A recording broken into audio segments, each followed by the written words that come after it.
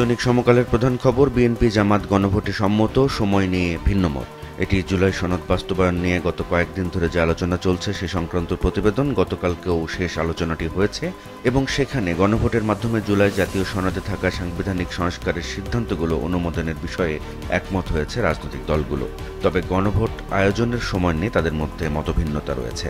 সমকালের অন্য একটি খবর, প্রধান উপদেষ্টার সঙ্গে জাতিসংঘে যাচ্ছেন ৩ দলের ৪ নেতা। আগামী ২১শে সেপ্টেম্বর নিউ ইয়র্কে যাচ্ছেন প্রধান উপদেষ্টা জাতিসংঘের সাধারণ পরিষদের অধিবেশনে যোগ দিতে। তার সাথে কারা কারা যাচ্ছেন সে সংক্রান্ত প্রতিবেদন এটি। সমকালের অন্য আরেকটি খবর বলছে, গরমে দেশের ৬ কোটি মানুষ মারাত্মকভাবে ক্ষতিগ্রস্ত। এই খবরে বলা হচ্ছে, রাজধানী ঢাকা সহ বড় শহরগুলোতে দিন দিন তাপমাত্রা বেড়ে চলেছে এবং গত বছর এপ্রিলে ভয়ঙ্কর গরম দেখেছে বাংলাদেশের মানুষ। ইতিহাসে ৭৬ বছরের মধ্যে সর্বোচ্চ তাপমাত্রা সেবার রেকর্ড করা হয় এবং বাংলাদেশের ঝুঁকিপূর্ণ তাপমাত্রার শিকার ৩৪% মানুষ। উষ্ণতা নিয়ে এয়ার ক্লাইমেট সেন্ট্রালের সতর্কবার্তা নিয়ে সমকাল এই প্রতিবেদনটি ছাপিয়েছে। অন্য আরেকটি খবরে সমকাল বলছে, শেখ হাসিনার বক্তব্যে শিক্ষার্থীরা অপমান বোধ করেছিলেন। এটি আন্তর্জাতিক অপরাধ ট্রাইব্যুনালে দেওয়া জবানবন্দিতে নাহিদ ইসলাম বলেছেন, সেটিকে শিরোনাম করেছে সমকাল। সমকালের আন্তর্জাতিক একটি খবর, প্রথম পাতাতেই দলে দলে গাজা সিটি ছাড়ছেন ফিলিস্তিনিরা। এটি আন্তর্জাতিক নিন্দা উপেক্ষা করে গাজা সিটিতে স্থল অভিযানের যে বিস্তৃতি ইসরায়েল বাড়াচ্ছে, ব্যাপক বোমা হামলা চালাচ্ছে, শত শত ট্যাঙ্ক এবং সাজোয়া যান শহরটির উপকণ্ঠে মোতায়েন করা হয়েছে। এমন পরিস্থিতিতে ফিলিস্তিনিরা গাজা সিটি ছেড়ে চলে যাচ্ছেন, সে খবরটি দিচ্ছে সমকাল। সমকালের শেষ পাতার খবর, ফের প্রকাশ্য বিরোধে ডিপ্লোমা ও বিএসসি শিক্ষার্থীরা। এই বিরোধের জেরে রাজধানী সহ বিভিন্ন জেলায় সড়ক এবং রেলপথ অবরোধ করা হয়েছে, বিভিন্ন জায়গায় মানুষের ভোগান্তি হয়েছে, সে খবরটি দিচ্ছে সমকাল এই শিরোনামে। চলে যাচ্ছি দৈনিক আজকের পত্রিকায়। আজকের পত্রিকার প্রধান খবর, একীভূতের চিন্তা এনসিপি ও গণ অধিকার পরিষদের। রাজনীতি বিষয়ক খবরে আজকের পত্রিকা বলছে, নির্বাচনী হাওয়া বইছে এবং রাজনৈতিক দলগুলো কিছুদিন ধরেই নির্বাচনের আগে পরের জোটের চুলচেরা হিসেবে ব্যস্ত এবং এমন আবহে একীভূত হওয়ার চিন্তা করছে তরুণ নেতৃত্বাধীন দুই দল, জাতীয় নাগরিক পার্টি ও গণ অধিকার পরিষদ। সাংবিধানিক আদেশে বাস্তবায়ন ও গণভোটের প্রস্তাবে ভিন্নমত। জুলাই জাতীয় সনদ সংক্রান্ত এই খবরে বলা হচ্ছে, সনদের সংবিধান সংক্রান্ত প্রস্তাব বাস্তবায়ন নিয়ে রাজনৈতিক জট খোলেনি। ফলে সংবিধান আদেশের মাধ্যমে অন্তর্বর্তী সরকারকে এটি বাস্তবায়নের সুপারিশ করেছে জাতীয় ঐকমত্য কমিশনের বিশেষজ্ঞ প্যানেল। বড় প্রকল্পে অনিয়ম খতিয়ে দেখা হচ্ছে। গতকাল একনেক সভায় এরকম একটি সিদ্ধান্ত হয়েছে, সেটি আজকের পত্রিকায় শিরোনামে দিয়েছে। আরেকটি খবরে আজকের পত্রিকা বলছে, অবসরের সুযোগ সুবিধা বাড়ছে। এটি সরকারি কর্মকর্তা কর্মচারীদের জন্য খবর। এতে বলা হচ্ছে, শতভাগ পেনশন সমর্পণকারীদের পেনশন পুনঃস্থাপনের অপেক্ষাকাল ১৫ বছর থেকে কমিয়ে ১০ বছর করা হচ্ছে। আফগান লঙ্কান লড়াইয়ে থাকছে বাংলাদেশও। এশিয়া কাপে আজকে আফগানিস্তান শ্রীলঙ্কার লড়াই এবং এই লড়াইয়ের উপর নির্ভর করছে বাংলাদেশের পরবর্তী ভাগ্য। সেই বিষয়টি আজকের পত্রিকা এই শিরোনামে ছাপিয়েছে। আজকের পত্রিকার শেষ পাতার খবর, সংকটের মধ্যেও বসে আছে নতুন কেনা ৯টি ইঞ্জিন। এটি বাংলাদেশ রেলওয়ের পরিস্থিতি। এই খবরে বলা হচ্ছে, দেশের গুরুত্বপূর্ণ কয়েকটি রুটে নতুন রেলপথ হলেও লোকোমোটিভের অভাবে চাহিদা অনুযায়ী ট্রেন সার্ভিস চালু করা হচ্ছে না। অথচ নতুন ৩০টি ইঞ্জিন কেনার পরও বিভিন্ন কারিগরি সমস্যায় সবকটি ব্যবহার করা যাচ্ছে না। বাগেরহাটে নির্বাচন অফিস ঘেরাও ভাঙার ঘটনায় পুলিশের মামলা। এটি সীমানা পুনর্বহাল নিয়ে যে আন্দোলন চলছিল সে সংক্রান্ত প্রতিবেদন। এই খবরে বলা হচ্ছে, দাবি পূরণ না হওয়া পর্যন্ত রাজপথের আন্দোলন চালিয়ে যাওয়ার ঘোষণা দিয়েছে আন্দোলনকারীরা এবং ভাঙচুরের ঘটনায় মামলার প্রধান আসামি নিক্সন চৌধুরীকে করা হয়েছে। দৈনিক যুগান্তরের প্রধান শিরোনাম, সংবিধান আদেশে বাস্তবায়ন।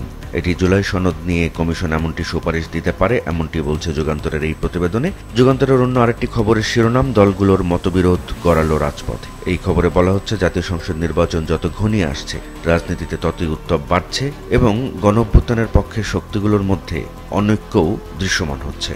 এ বিষয়ে আরও একটি খবর যুগান্তরের, জামাত সহ ৭ দলের অভিন্ন কর্মসূচি আজ। এই খবরে বলা হচ্ছে, জুলাই জাতীয় সনদের ভিত্তিতে আগামী ফেব্রুয়ারিতে নির্বাচন সহ নানা দাবিতে রাজধানীতে জামাত ইসলামী সহ সমমনা ৭টি দল আজ বিক্ষোভ এবং সমাবেশ করবে। গতকাল ডিপ্লোমা প্রকৌশলীরা রাজধানী সহ দেশের বিভিন্ন স্থানে সড়ক অবরোধ করেছিল। সে সংক্রান্ত খবরের শিরোনাম যুগান্তরের, সড়ক ও রেলপথ অবরোধ, ডিপ্লোমা প্রকৌশলীদের তীব্র যানজটে ভোগান্তি। গতকাল আন্তর্জাতিক অপরাধ ট্রাইব্যুনালে এনসিপির আহ্বায়ক নাহিদ ইসলাম সাক্ষ্য দিতে গিয়েছিলেন। সেখানে তিনি যে সব কথা বলেছেন সে সংক্রান্ত প্রতিবেদন যুগান্তর ছাপিয়েছে। হাসিনা সহ বিভিন্ন বাহিনীর জড়িতদের শাস্তি দাবি এই শিরোনামে।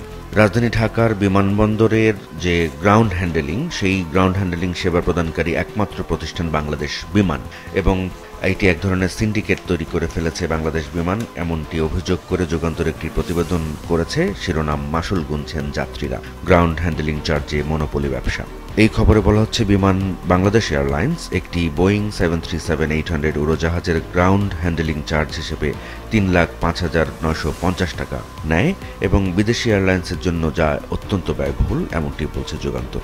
এবং এই গ্রাউন্ড হ্যান্ডেলিং চার্জের উচ্চ হারের কারণে যাত্রীদেরকে মাসুল দিতে হচ্ছে, এমনটা বলা হচ্ছে যুগান্তরের এই প্রতিবেদনে। যুগান্তরের শেষ পাতার খবর, ঢাকার রিকশা নিয়ে শৃঙ্খলা ফেরানোর কাজে বিশৃঙ্খলা, এই শিরোনামে। এই খবরে বলা হচ্ছে রিকশার শহরখ্যাত রাজধানী ঢাকার বড় বিশৃঙ্খলার নামই রিকশা। অন্তর্বর্তী সরকার দায়িত্ব নেওয়ার পর রিকশার শৃঙ্খলা ফেরাতে নতুন করে ব্যাটারি চালিত রিকশা বা ই রিকশা চালুর উদ্যোগ নিয়েছে। তবে ইতিবাচক এই উদ্যোগ বাস্তবায়নে বিরাজ করছে বিশৃঙ্খলা। দৈনিক কালবেলার প্রধান শিরোনাম, পাঠ্য বই ছাপার আগেই 700 টন কাগজ বাতিল। এই খবরে বলা হচ্ছে 2026 শিক্ষাবর্ষের পাঠ্য বই ছাপানোর কাজের মান নিয়ন্ত্রণে সরকার শুরু থেকেই শূন্য সহনশীল নীতি দেখাচ্ছে।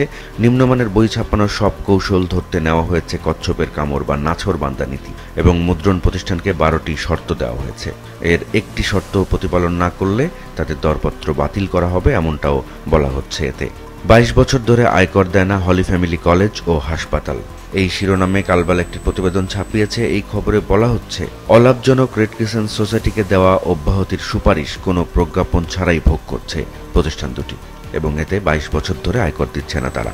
4 পদ্ধতিতে জুলাই সনদ বাস্তবায়নের পরামর্শ বিশেষজ্ঞদের।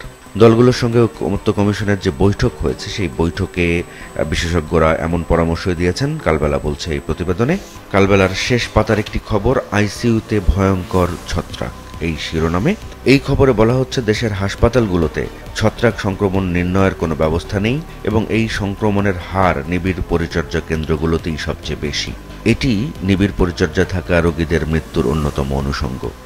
দৈনিক কালের কণ্ঠের প্রধান প্রতিবেদন, মাদক মাফিয়ার দৌরাত্ম্য বাড়ছে। মাদকদ্রব্য সংক্রান্ত এই প্রতিবেদনে কালের কণ্ঠ বলছে ইয়াবার পর নতুন নতুন মাদকদ্রব্য ছড়িয়ে পড়ছে দেশে এবং মাদকদ্রব্য নিয়ন্ত্রণ অধিদপ্তরের বিভিন্ন সূত্র থেকে তারা জানতে পেরেছে এই ব্যবসায় তরুণ শিক্ষার্থীদের বেছে নিচ্ছে মাফিয়ারা। এ সংক্রান্ত আরও একটি খবর, মিয়ানমার থেকে 80% মাদক আসছে সাগরপথে, এই শিরোনামে। এই খবরে বলা হচ্ছে মিয়ানমার সীমান্ত দিয়ে 80% মাদকদ্রব্য সাগরপথ ব্যবহার করে বাংলাদেশে আনা হচ্ছে এবং এতে মিয়ানমারের সশস্ত্র বিদ্রোহী গোষ্ঠী আরাকান আর্মির সদস্যদের সঙ্গে বাংলাদেশে শুধু কক্সবাজার কেন্দ্রিক শতাধিক পাচারকারী চক্র গড়ে উঠেছে। কালের কণ্ঠের অন্য আরেকটি খবর, ভ্রমণ ভিসায় ভয়ঙ্কর মাদক পাচার। এই খবরে বলা হচ্ছে কিরগিজস্তান সহ মধ্য এশিয়ার শ্রমবাজারে 2 মাসের ভ্রমণ ভিসা নিয়ে কাজে যাচ্ছে কর্মীরা।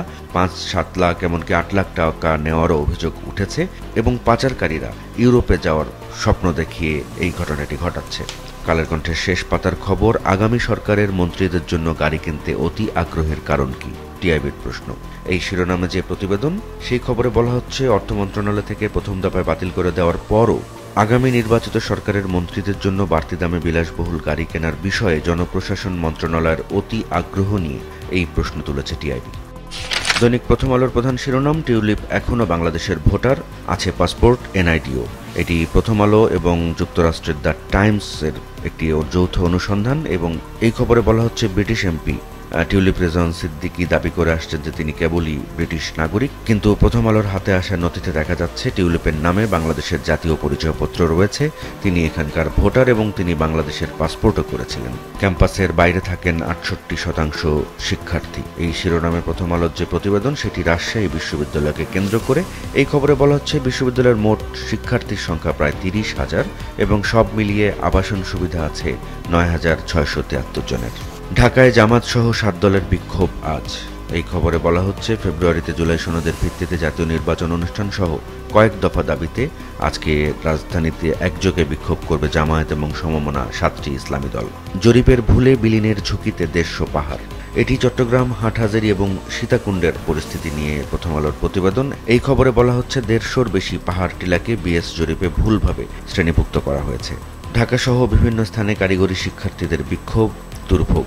এই শিরোনামে প্রথম আলোর যে প্রতিবেদন সেটি আসলে ডিপ্লোমা প্রকৌশলীদের হুমকিদাতাদের শাস্তি, বিএসসি প্রকৌশল শিক্ষার্থীদের 3 দফা দাবির বিষয়ে কার্যক্রম বন্ধ রাখা সহ বেশ কয়েকটি দাবিতে কর্মসূচি ছিল, সেই বিষয়ের খবর।